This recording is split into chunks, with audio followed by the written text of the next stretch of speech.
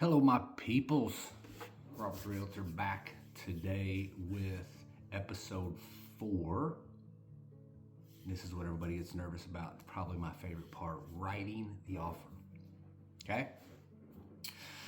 The good news is that when you understand the process, it's a lot less scary and a whole lot smoother. So initially, and I talk to my buyers about this all the time, we got to look at the price. How do we do that? We kind of can run some comparables on that particular home that you're looking at and make sure it's worth what they're asking for, because I know realtors sometimes we run comps on homes when we list them, but there's a price difference sometimes between what the seller thinks it's worth and then what the actual data says it's worth. And sometimes we do compromise a little bit, so we want to make sure that the price is right coming out of the gate. Now, the price is one thing, but sellers also look at other things on that offer as well too, which are closing date.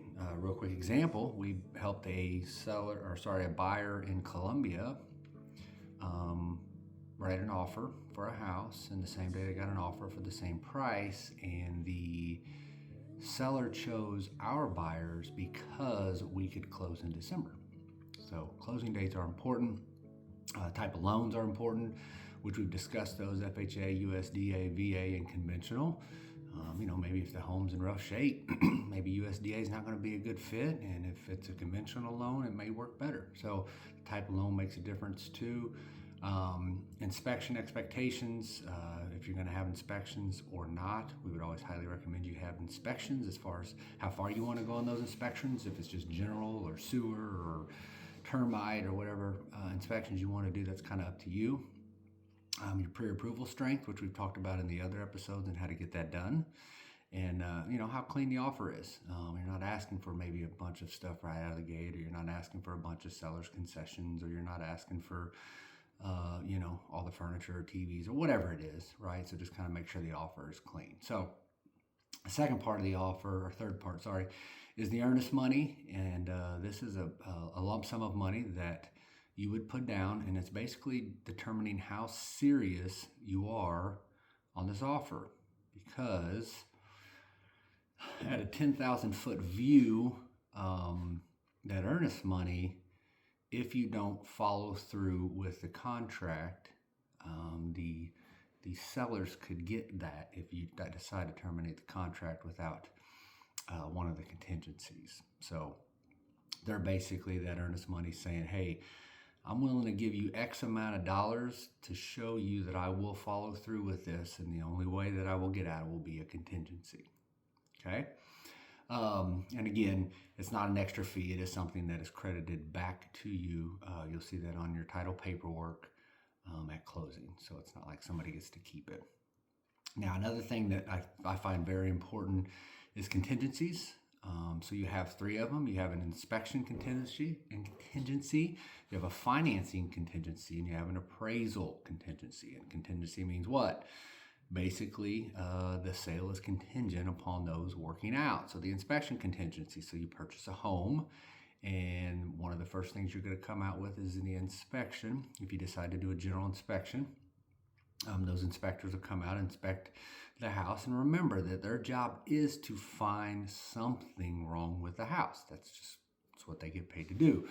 So you'll get that inspection back, and then it's you and your realtor's time to sit down and discuss that inspection and say, okay, can we live with what's on the inspection? Do we need to ask for things to be fixed on the inspection, or do we ask for, in lieu of things being fixed, maybe a seller's concession? And then what they'll put together is called an inspection notice, and they'll send that to the sellers, and on that notice will be they are happy and everything's good with the inspection, or they request X, X, and X. From there starts the negotiations on the inspections, whether the seller wants to fix some of those things, maybe they want to just flat decline it. And then obviously you have the opportunity to get out of the contract that way if you need to. But a couple of good realtors put together is going to figure that out as far as inspections. The good realtors I've dealt with, we've always made it through the inspection notice, not always, but the majority of the time. So financing contingency again, this is okay. I've got a pre-approval, not pre-qualified, but a pre-approval from my bank, but something falls through on the financing. Well, I can't just write a check for the house. Something falls through on the loan, that will give you the opportunity to get out of the contract with that contingency. And then the appraisal contingency is just as important as the rest of them. The house has to appraise out for what you are purchasing the home for. Again, that goes back to the first part of this series when we were talking about the right price. Anybody can list a house for whatever they want. That doesn't mean that the house is going to appraise out at that. And we have that conversation with people a lot of times when we might miss a listing because they think it's worth X, or another realtor told them it was worth X. And we look at the data and say, I don't think it'll appraise out for that if you get that. So what's the point? Yeah, right. Give it to the other realtor and let them sit on it for 3 months. That's okay. I mean, that's fine. I'm okay with that. So appraisal contingency is also there too. And that goes as well for you sellers. If you're listening, when you sell that house, it's got to appraise for that. Just because you put a number on what you think it's worth, the data's got to back it up.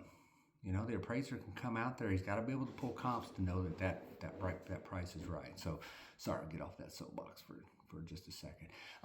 So that's how the kind of negotiations work. They fall back into price, your contract, contingencies, inspections, etc. And that's what our job here at HIG Realty Group, powered by EXPs, that's what we do. And we do it very, very, very well. I'm not going to say like we're the best because we obviously don't have the experience, but we are very good at it. And we have worked with the most experienced realtors in the area, and I'm sure they can contest to that we're good. We work well together. Let's say that. So kind of to wrap that up a little bit, basically episode 4 is writing a winning offer. If you're ready to take a look at some homes and write that first offer, you let us know here at HIG Realty Group, powered by EXP, and we would love to help you do that. So I know this one was a little bit longer, but probably one of my favorites. So either way, I appreciate you guys, and you guys have been great so far, and hopefully you're getting something out of these. See you in episode 5.